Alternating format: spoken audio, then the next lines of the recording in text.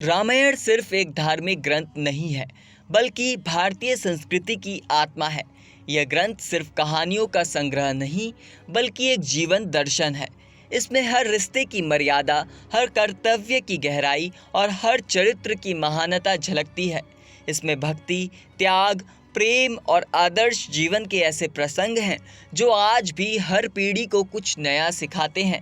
इस महाग्रंथ में भगवान राम के वनवास से जुड़ी कई कहानियाँ, घटनाएं उपलब्ध हैं जो न केवल भावनात्मक हैं बल्कि रहस्यमय भी लगती हैं। इन्हीं में से एक प्रसंग है माता सीता द्वारा वनवास के दौरान एक ही साड़ी पहनने का। आपको बता दें, जब राजा दशरथ ने भगवान राम को 14 वर्षों के लिए वनवास के लिए भेजा, तब माता सीता और भाई लक्ष्मण भी उनके साथ गए।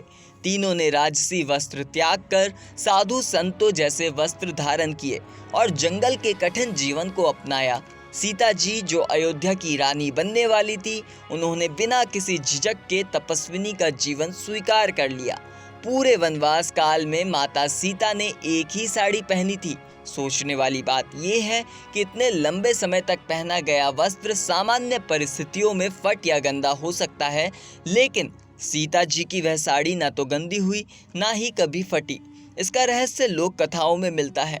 दरअसल वनवास की शुरुआत में भगवान राम, लक्ष्मण और माता सीता ने ऋषि अत्रि के आश्रम में कुछ वक्त बिताया। ऋषि अत्रि की पत्नी माता अनसुईया ने सभी को बेहद आदर सत्कार किया।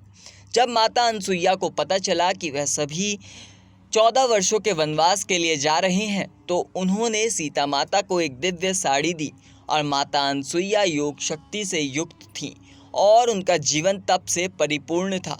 यह साड़ी कोई साधारण कपड़ा नहीं था। मान्यता है देवी अनसुईया को यह दिव्य अस्त्र और वस्त्र अग्निदेव से प्राप्त हुआ था।